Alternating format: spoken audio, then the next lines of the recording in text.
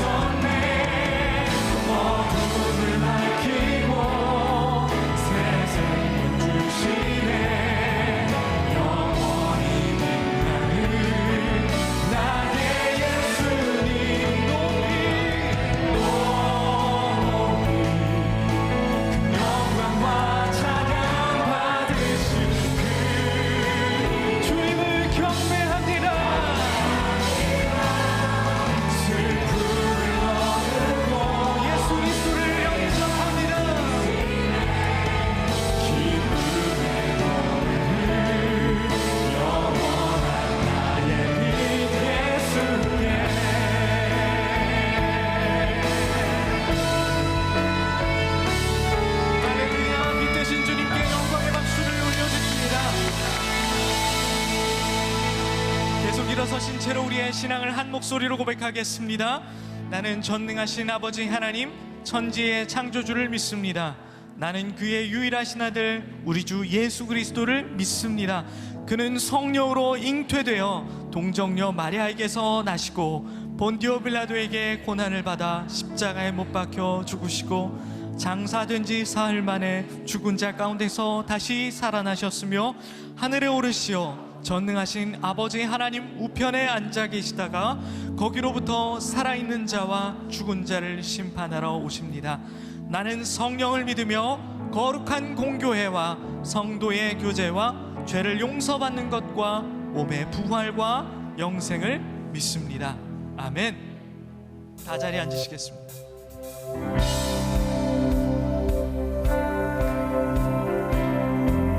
보라, 처녀가 잉태하여 아들을 낳을 것이요 그의 이름을 임마누엘이라 하리라. 할렐루야. 우리와 함께 하시는 그 주님을 찬양합니다. 기쁘다 구주 오셨네. 기쁘다 구주 오셨네. 만 백성 맞으라. 온 교회 내 영혼 다 일어나 다 찬양하여라. 다 찬양하여라. 다 찬양하여라.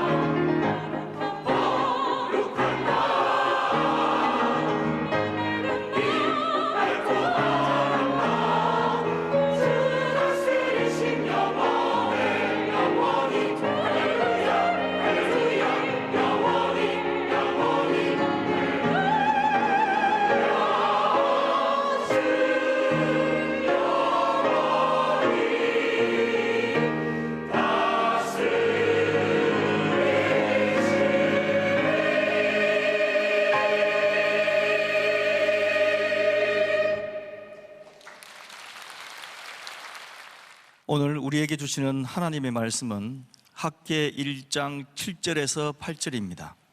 학개 1장 7절에서 8절입니다. 만군의 여호와가 말하노니 너희는 자기의 행위를 살필지니라. 너희는 산에 올라가서 나무를 가져다가 성전을 건축하라. 그리하면 내가 그것으로 말미암아 기뻐하고 또 영광을 얻으리라. 여호와가 말하였느니라. 이는 살아계신 하나님의 말씀입니다.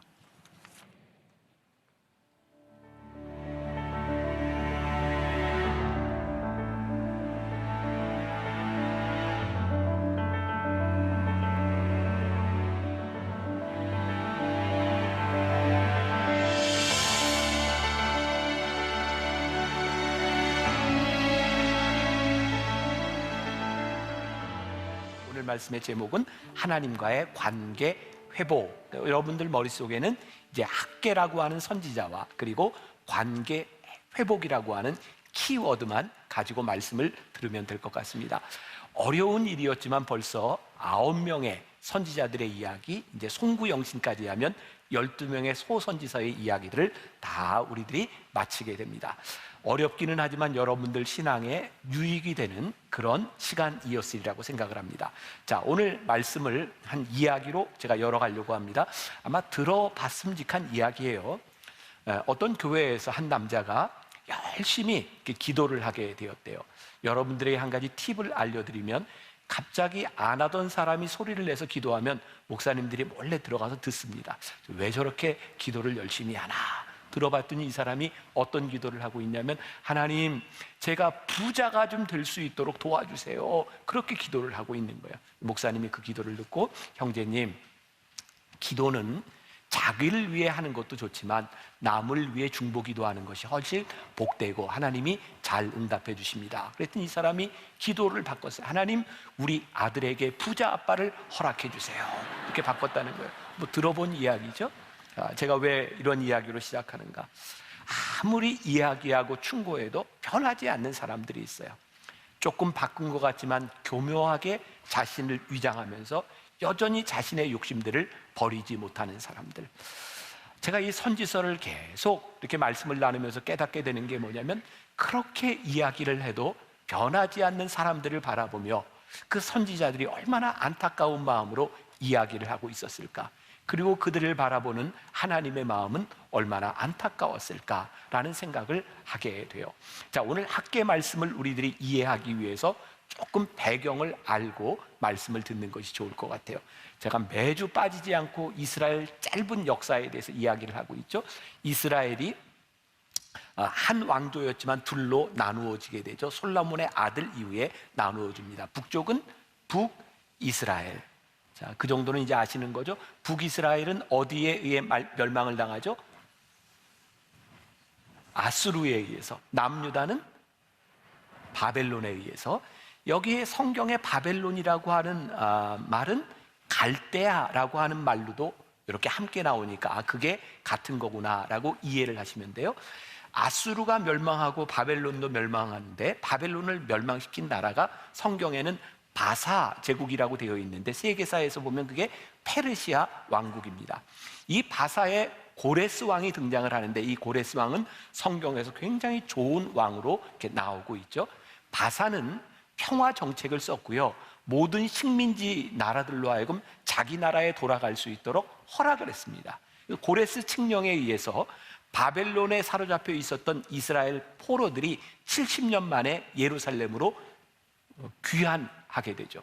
그리고 이 고레스는 각자 귀환할 때 특히 이스라엘 사람들에게 바벨론 사람들이 성전에서 약탈해 왔던 성전에 있는 기물들을 가지고 갈 수 있도록 허락합니다.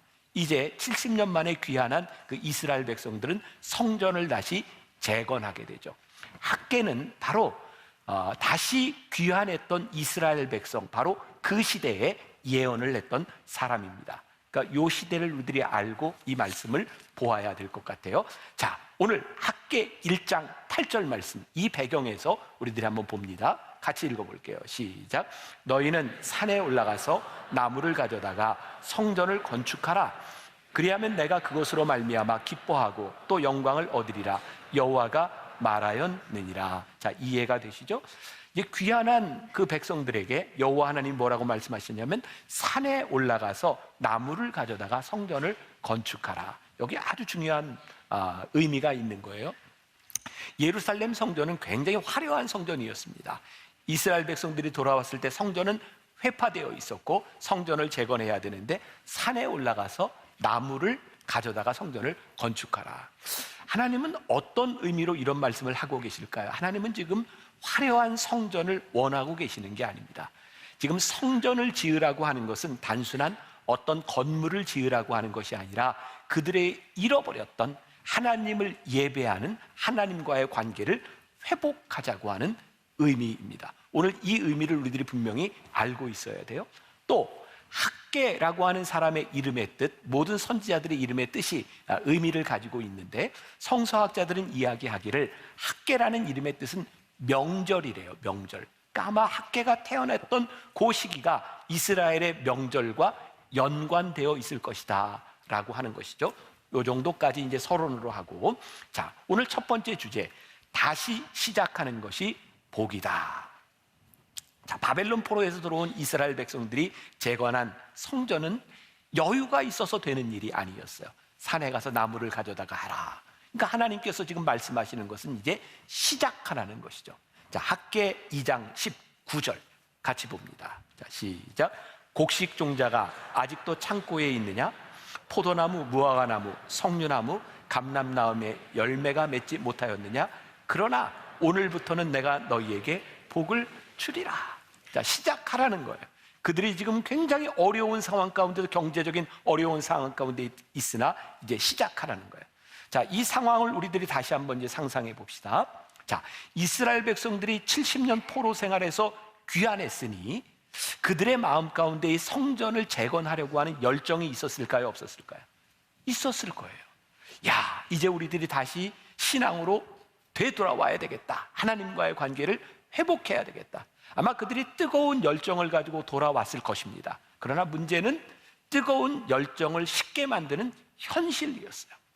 그들이 돌아왔던 그 나라 예루살렘, 이스라엘은 이전에 그들이 살던 땅이 아니었어. 성전만 무너졌을 뿐만 아니라 그들이 농사짓던 땅도, 그들이 치던 양도, 모든 것도 없는 경제적으로 굉장히 어려운 순간이었을 거예요. 열정을 가지고는 있었으나 현실이 그렇게 녹록지 못한 상황이었죠. 그러니까 이스라엘 백성들은 지금 경제적으로 굉장히 궁핍한 그런 상황을 지나가고 있었어요. 근데 학계는 이렇게 이야기합니다. 여러분들이 바벨론에서부터 귀환해 왔는데 여러분들이 지금 생활이 어려워서 성전을 건축하지 못하는 것이 아닙니다. 여러분들이 성전 짓는 것을 멈추니 어려워진 것입니다.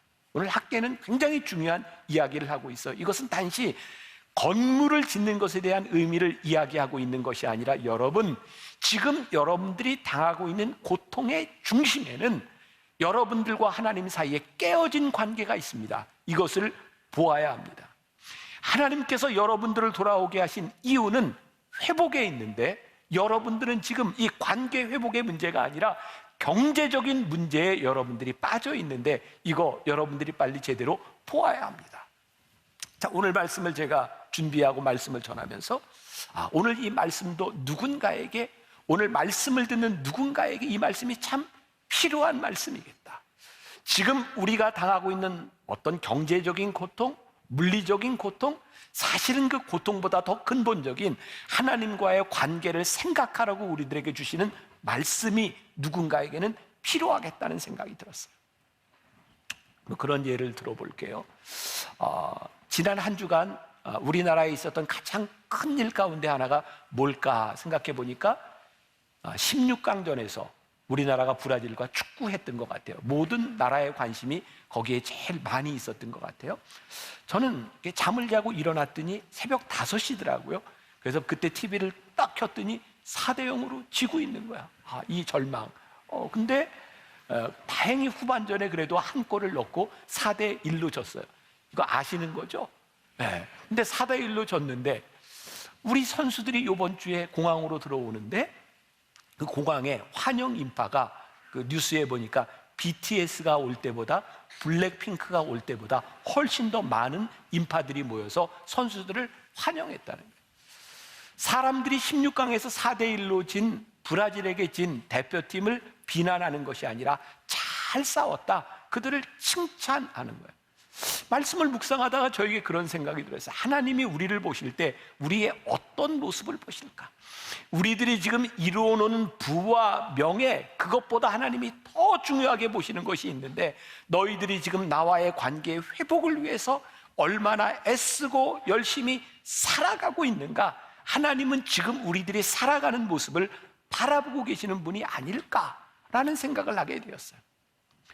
제가 얼마 전에 읽었던 팀 켈러 목사님의 당신을 위한 사사기라는 책에 그런 내용이 나와요. 자, 또 이스라엘 역사를 조금 이야기할게요. 이스라엘 백성들이 출애굽해서 모세와 함께 나왔는데 누구와 함께 가나안 땅에 들어가게 되죠? 여호수아와 함께 가나안 땅에 들어가게 돼요. 그리고 여호수아와 함께 들어갔던 이스라엘 백성들이 나중에 왕정 시대에 사울 왕이 세워주는 그 시대가 되기까지 이 중간 시대를 성경에서는 사사 시대라고 이야기를 해요. 여기까지 오케이? 네, 사사 시대. 자, 여호수아와 함께 이스라엘 백성들이 가나안 땅에 들어왔는데 하나님이 명령하신 게 있어요. 그 땅의 모든 백성들을 진멸해. 그리고 저 블레셋과도 싸워서 너희들이 그 땅을 차지해. 근데 이스라엘 백성들이 그렇게 하지 않았어요. 사사기는 계속 이런 말들이 등장합니다. 그들의 자신의 소견에 오른 대로 행하였다. 그들의 소견이 어떤 것이었을까요? 블레셋 사람들은 그 당시에 이미 철기 문화를 가지고 있었어요. 전쟁을 한다는 거, 야, 이거 우리들이 그 땅을 차지한다는 거 불가능해 보여. 또 가나안 땅에 있는 사람들, 그들을 진멸하는 것보다는 그들을 우리의 종으로 쓰는 게, 노예로 쓰는 게 나을 것 같아. 그래서 화친 조약을 해요. 그들은 늘 이야기를 합니다. 어쩔 수 없어서 그들은 자신의 소견에 옳은 대로 했다고. 그런데 성경은 2장, 사사기 2장에 보니까 그들은 하나님의 뜻대로 하지 않았다라고 성경은 분명하게 이야기하고 있는 거예요. 우리들의 삶의 가장 큰 변명이 어떤 건가요? 어쩔 수 없었습니다. 그런데 어쩔 수 없었다는 말 가운데는 우리의 소견대로, 우리들의 마음대로 행한 것들이 훨씬 더 많아요. 하나님은 우리들에게 이렇게 말씀하십니다. 너희들은 나의 뜻대로 살아가지 않았다. 백성들은 할 수 없었다고 변명하지만 하나님은 그들이 순종하지 않았다고 말씀하고 있는 거예요. 오늘 학개가 이야기하는 이 시기 이스라엘 백성들이 귀를 기울여야 하는 것은 하나님의 음성이에요. 하나님이 왜 나에게 복을 주시지 않습니까? 불평해야 되는 것이 아니라 왜 하나님이 당신에게 복을 줄 수 없는지를 알아야 하는 거예요. 그들이 곤고해서 하나님의 뜻대로 살지 못한 것이 아니라 하나님의 뜻대로 살지 못하니 그들의 인생이 곤고해진 것을 알아야 되는 거예요. 다시 한번 말씀드려요. 오늘 이 말씀을 듣는 여러분들 가운데 하나님과의 관계 회복, 여러분들의 삶이 곤고해진 많은 이유 가운데 하나는 하나님의 뜻대로 살지 못한 우리들의 삶의 이유들이 있다는 거예요. 다시 시작하는 것이 복이다. 너희들에게 완벽한 퍼펙트한 환경이 만들어지는 것이 아니라 지금 있는 그 자리에서 하나님과의 관계가 회복되어 있는지를 보아라. 그리고 이 말씀은, 이 선지서 말씀은 우리들에게 그런 의미를 주시는 거예요. 하나님의 말씀을 일반화하지 말라는 거예요. 각자에게 주시는 이 하나님의 말씀, 오늘 많은 사람들이 말씀을 듣고 있지만 이 말씀을 일반화하지 말라는 거예요. 오늘 여러분들에게 주시는 그 하나님의 말씀, 그래서 오늘 학개는 이야기합니다. 각자 행위를 살필지니라 라고 말씀하고 있는 거예요. 사도행전 2장에 보면 오순절 성령 강림 사건이 나옵니다. 자, 120명의 문도가 마가의 다락방에서 기도할 때 120명 모두가 성령을 받았죠. 그거 아시죠? 아시는 거죠? 네. 제가 지금 설교를 잘 할 수 있도록 도와주세요. 네, 아시는 거예요. 자, 우리는 이렇게 알고 있어요. 120명의 문도가 다 성령을 받았다. 그런데 사도행전 2장 3절에 보니까 이렇게 나와 있어요. 같이 봅시다. 자, 자, 시작. 마치 불의 혀처럼 갈라지는 것들이 그들에게 보여 각 사람 위에 하나씩 임하여. 기가 막힌 말씀이거든요. 모두에게 성령이 임했는데 모두에게 어떻게? 각자에게 하나님의 영이 임했다. 우리가 하나님의 말씀을 들을 때 이 말씀을 일반화하지 말라는 거예요. 오늘 이 말씀이 오늘 나에게 주시는 그것이 무엇인지를 생각하라는 거예요. 오늘 하나님의 말씀을 들으며 하나님과의 관계 회복 가운데서 어떻게 하는 것이 하나님이 기뻐하시는 일인지를 여러분들의 삶의 한 가운데서 생각하라는 거예요. 하나님, 지금 저의 삶 한가운데서 제가 무엇을 하는 것이 하나님을 기쁘시게 하는 일입니까? 핑계대지 말라는 거예요. 제가 가끔 여러분들에게 그런 얘기하죠. 이 코로나가 저와 만나교회 우리 성도들에게는 큰 축복이었다. 제가 이렇게 이야기하는 이유는 지난해, 올해, 내년 우리가 이제 엔데믹으로 가는 이 시기를 지나가면서 하나님께서 저에게 큰 축복을 해주신 것 중에 하나가 우리가 같이 모이지 못하는 것 때문에 안타까운 마음을 주셨고, 지난해에 오스왈드 챔버스의 주님은 나의 최고봉을 가지고 365일 묵상을 한 거예요. 저는 영적으로 우리 교인들이 이 코로나 상황을 통해서 무척 성장했다고 생각을 합니다. 우리들이 같은 말씀을 묵상하면서. 그런데 오스왈드 챔버스의 주님은 나의 최고봉을 묵상하고 이 묵상 해설집을 매일매일 365개를 썼어요. 제가 한 달쯤 지났을 때 괜히 시작했다. 너무 힘들었어요. 정말 제가 목회를 하는 중에 이렇게 힘들게 365일을 지나온 적이 없는 것 같아요. 그런데 끝나고 야, 이건 내가 다시는 못하겠다라고 생각했는데 이렇게 후반부로 오면서 하나님께 또 그런 마음을 주시는 거예요. 우리 교인들과 함께 성경을 통독을 했으면 좋겠다. 그런데 우리 부목사님 중에 정말 개념 없는 목사님이 나한테 그런 얘기를 했어요. 목사님, 통독할 거면 목사님이 읽으십시오. 그래서 제가 읽겠다 그랬어요. 그리고 통독을 시작하고 한 달이 지났을 즈음에 이거 괜히 시작했다. 왜냐하면 안 틀리고 읽으려고 하니까 너무 힘든 거예요. 오스왈드 챔버스의 주님은 나의 최고봉보다 훨씬 더 힘든 1년을 지나왔어요. 그리고 이거 다시는 못하겠다라고 생각하는데 하나님이 또 어떤 마음을 주시냐면 우리 교인들이 영적으로 성장하는 이런 모습을 바라보면서 2023년도에 다시 한번 365일 묵상을 해야 되겠다. 근데 그 묵상은 우리 초대교회 성도들이 세례를 받기 위해서 2년에서 3년 정도의 그 카테큐메네테라고 하는 과정이 있었어요. 그들은 그 공부를 해야 세례를 받을 수 있었어요. 교리적인 것에서부터 우리들의 삶의 실천에 대한 부분까지. 그래서 이걸 가지고 365를 해야 되겠다 생각했는데 작년에 오스왈드 챔버스 묵상이 끝나고 난 다음에 해설집을 냈더니 교인들에게 별로 도움이 안 되는 거예요. 야, 이왕 할 거면 시작하기 전에 책을 내고 해야 되겠다. 그래서 365개의 주제를 뽑아서 지난 20년 동안 제가 했던 설교 중에 교리적으로 그리고 실천편을 통해 365개의 주제를 뽑아내는 게 쉽지 않았어요. 그리고 12월 중에는 이 책이 출판이 돼야 되겠다라고 생각을 하고 시작을 했는데 너무 힘들었어요. 근데 이제 준비를 하면서 이제 이 묵상글 365개는 우리 탤런트 시네라 씨가 함께 읽어주고 그리고 매일매일 제가 10분에서 15분 정도 그 해설을 제가 해야 되는 거예요. 참 힘든데 마음이 기쁜 거예요. 이유는 딱 하나예요. 제가 해야 될 일을 하고 있다는 확신이 저에게 있기 때문에 제가 오늘 여러분들에게 도전을 주고 싶은 거예요. 이것은 목회자로서의 저에 대한 문제이고 여러분들이 이 땅 위에 하나님을 믿는 신앙인으로 여러분들이 살아가면서 하나님께서 여러분들에게 주시는 그래, 네가 나와의 관계를 회복하고 네가 나와 올바른 관계 속에 살아가기 위하여 네가 해야 되는 일이 뭐냐? 하나님께서 우리들에게 물으실 때 시작하라는 거예요. 환경을 핑계대지 말라는 거예요. 여러분들의 삶의 곤고함이 하나님과의 관계에서부터 시작된 것이라면 그거 회복하라는 거예요. 하나님께서 우리들에게 회복의 기쁨을 주시겠다는 말씀이에요. 자, 오늘 가장 중요한 말씀일 것 같아요. 학개 1장 7절. 자, 같이 한번 봅니다. 만군의 여호와가 말하노니 너희는 자기의 행위를 살필지니라. 자, 여러분들이 성경에 표시를 한다면 자기의 행위를 살필지니라. 이 부분에 하이라이트를 해놔도 좋을 것 같아요. 제가 NIV 영어 성경을 함께 보다가 여기에 있는 표현, 뭐 어떻게 보면 똑같은 말이겠죠.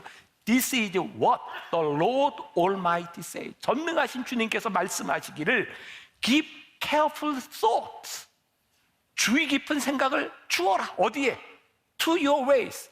네가 행하는 길에 주의 깊은 생각을 한번 주어보라. 네가 지금 행하고 있는 일을 주의 깊게 생각해 보아라. 그러면 저에게는 이렇게 묵상이 되는 거예요.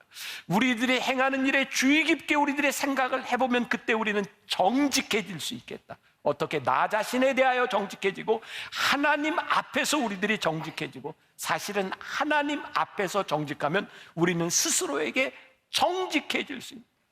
그래서 제가 말씀을 묵상하면서 그래, 하나님 앞에 정직하다고 하는 것, 그래, 하나님 앞에서 내가 누구인지를 분명히 아는 것, 믿음의 분량대로 우리들이 살아가는 것보다 우리들에게 정직한 일은 없겠다. 우리들이 하나님 앞에서 타락하고 관계가 깨어지는 것은 우리의 행위를 올바로 살피지 못하고 하나님 앞에 정직하지 못할 때 우리들이 타락할 수 있는 거구나. 이게 저하고 여러분들에게 얼마나 무서운 말씀이고 얼마나 큰 소망이 되는 말씀이에요. 우리들이 하나님 앞에 정직하면 소망이 있고, 우리들이 정직하게 사는 게 쉽지 않은 거예요. 우리들이 주의 깊게 우리의 행위 하나하나를 살피지 않는다면 하나님 앞에 정직하게 사는 게 쉽지 않다는 말이에요. 제가 개인적으로 그 축구 선수 이영표 씨를 참 귀하게 생각합니다. 야, 축구 선수가 저렇게 책을 쓰면서 어떻게 저런 통찰을 할 수 있을까? 참 귀한 글들을 많이 써요. 이영표 선수가 참 멋진 표현을 하나 했습니다.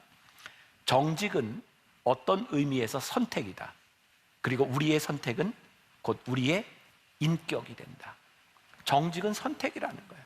그 선택이 우리의 인격을 만들어요.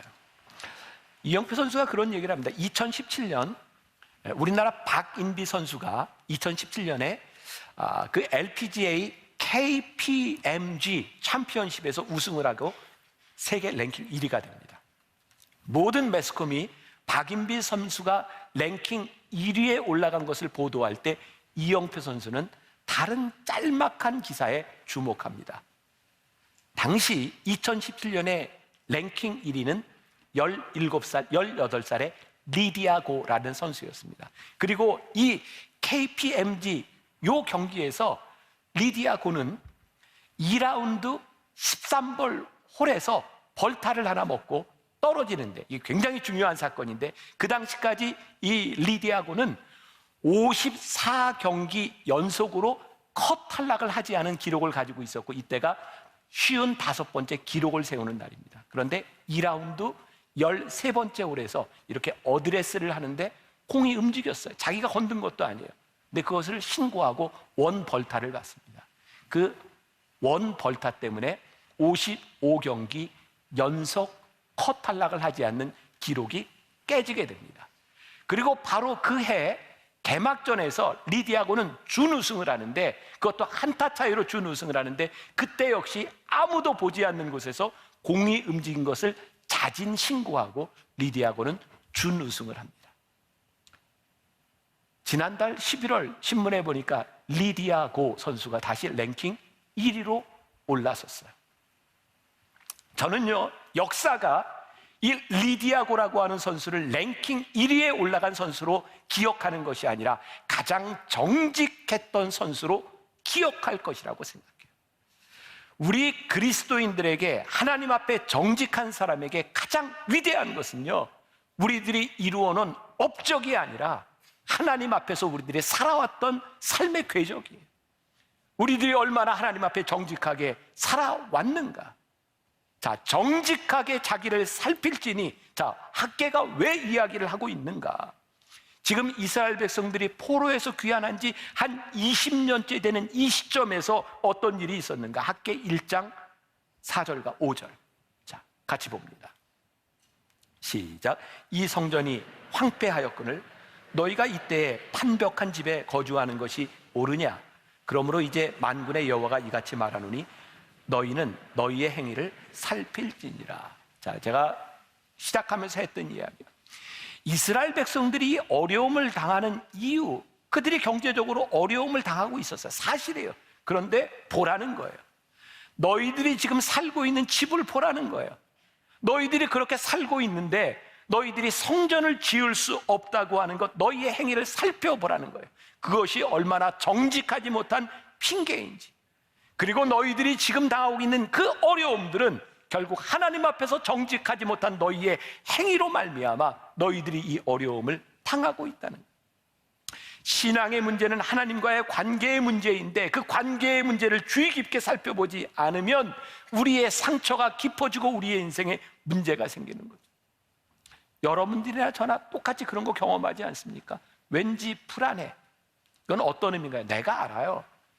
하나님 앞에서 내가 어떤 문제가 있는지 알아요. 왠지 불안합니다. 그런데 문제는 이 불안한 생각이 들 때 우리를 정직하게 살펴보지 않는다는 거예요. 지금 하나님과 우리들 사이에 어떤 문제가 생기고 어떤 균열이 가고 있는지를 잘 보려고 하지 않는다는 거예요.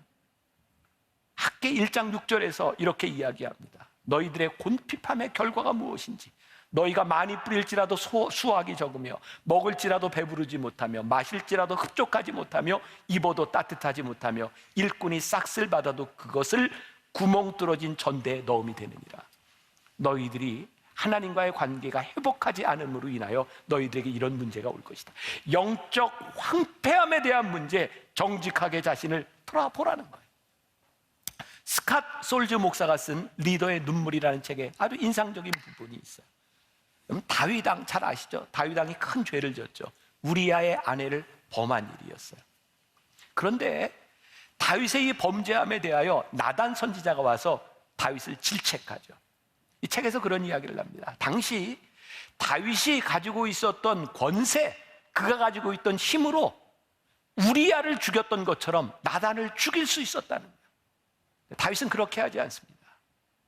나단 선지자가 그의 영적인 문제를, 그의 범죄를 지적했을 때 그는 그가 가지고 있었던 권세를, 그가 가지고 있었던 힘을 쓴 사람이 아니라 하나님 앞에 정직하게 서서 회개하고 눈물을 흘리기 시작합니다. 다윗의 위대함은 그의 영적인 지적에 대하여 자기를 살피며 정직하게 하나님 앞에 무릎을 꿇을 수 있었던 사람. 오늘 하나님께서 우리들의 마음에 정직하게 살피며 우리들의 문제를 드러나게 하실 때 우리들이 어떻게 하겠느냐는 거예요. 자, 여러분들 병원에 가는 거 혹시 좋아하세요? 그 좋아할 사람 별로 없을 것 같아요. 요즘은 또 건강검진을 정기적으로 하죠. 저도 내일 건강검진이 이제 예약이 되어 있어요. 근데 여러분들 생각해 보세요. 우리가 검진 정말 자연스럽게 하고 있지만 위내시경뿐만 아니라 대장 내시경 하는 거 우리가 맨정신으로 눈 뜨고 있다는 거 참 힘들지 않을까요?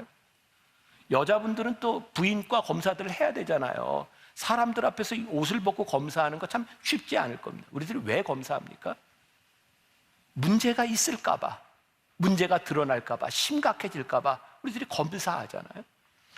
여러분, 우리가 엑스레이를 찍고 MRI, MRA, CT 촬영하는 거, 이거 시간도 내야 되고 돈도 들여야 되고 좀 쉽지 않습니다. 저 같은 경우는 조금 폐소 공포증이 있어요. MRI를 찍는 게 굉장히 힘들어요.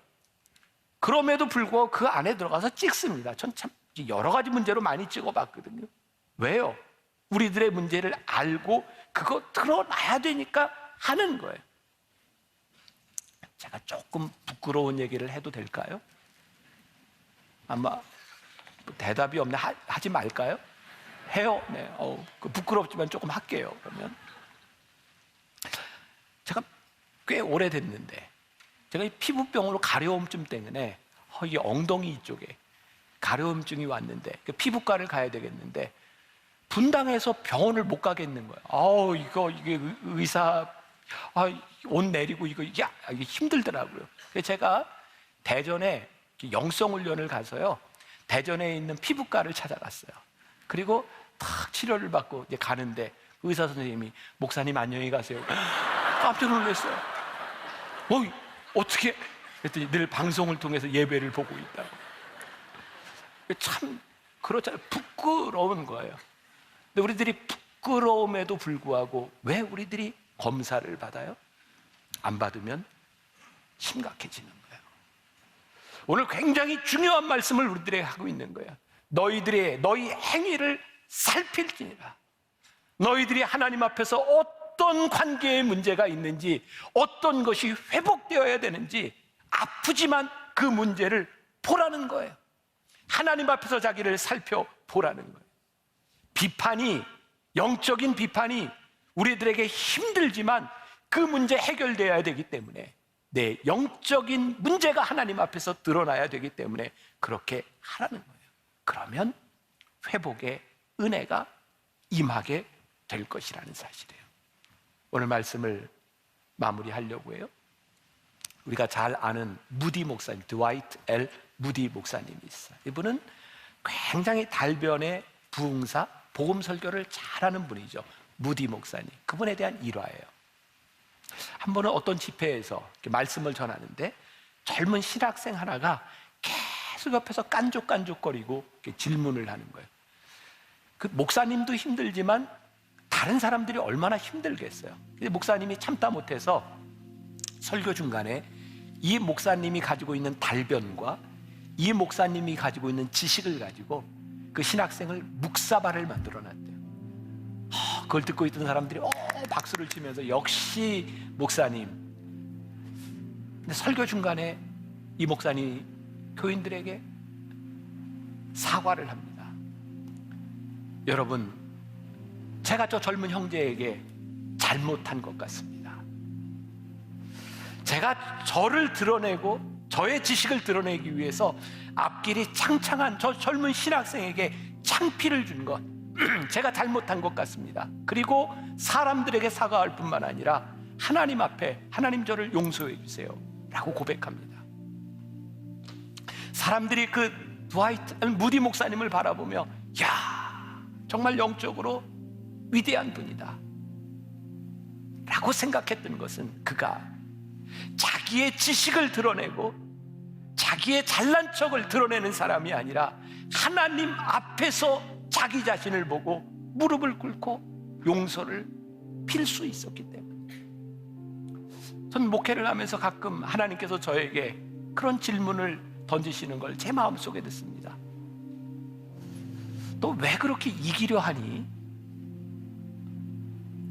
보면 내가 이기려 하는 일들은 하나님과 관계 있는 일들이 아니에요. 내가 좀 드러나고 내 리더십이 살아나.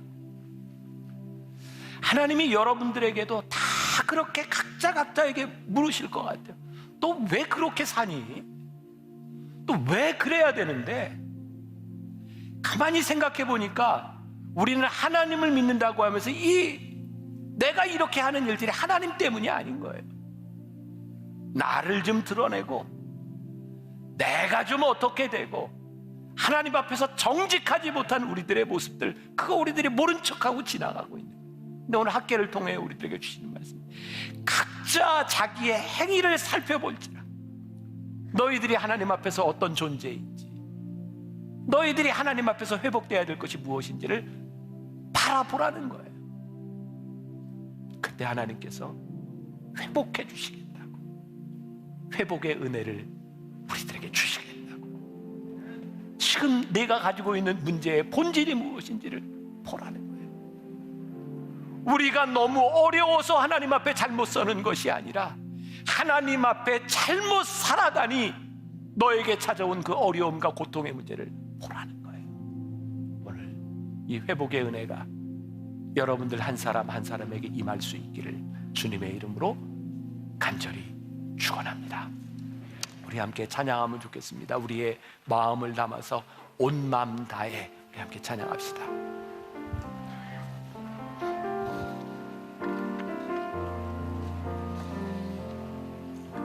주님과 함께하는 이 고요한 시간, 주님의 보좌 앞에 내 마음을 쏟네. 모든 것 아시는 주님께 감출 것 없는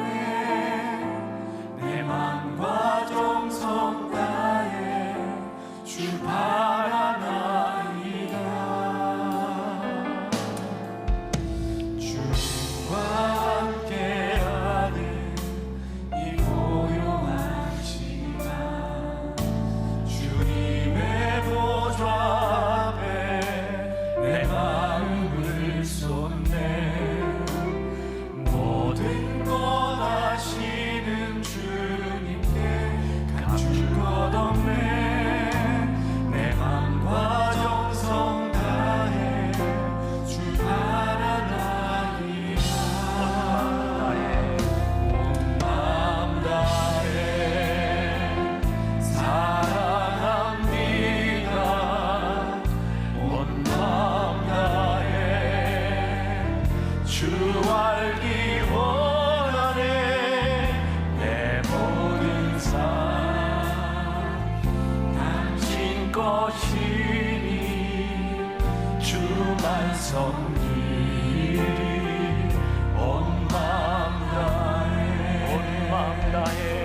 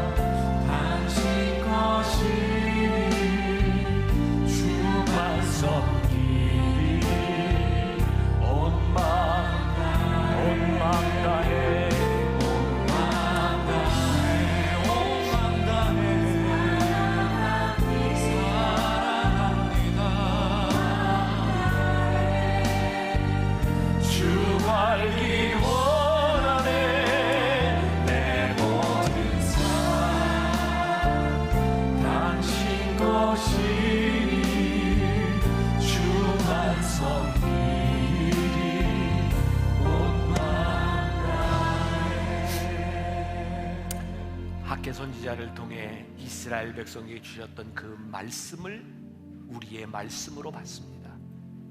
너희의 각자 행위를 살필지니라. 학개는 이스라엘 백성이 당하고 있는 고통을 그들의 하나님과의 관계가 깨어짐으로 인하여 당하는 것이라고 말씀하고 있습니다. 하나님과의 관계가 회복되면 회복의 은혜가 임할 것이라고 말씀하고 있습니다. 하나님 앞에 정직하게 우리의 모습을 보게 하시고 하나님 앞에 정직하게 회복되어야 될 것이 무엇인지를 보게 하시사 하나님 앞에 다시 한번 회복의 은혜를 누리는 귀한 하나님의 사람들이 되게 하여 주옵소서.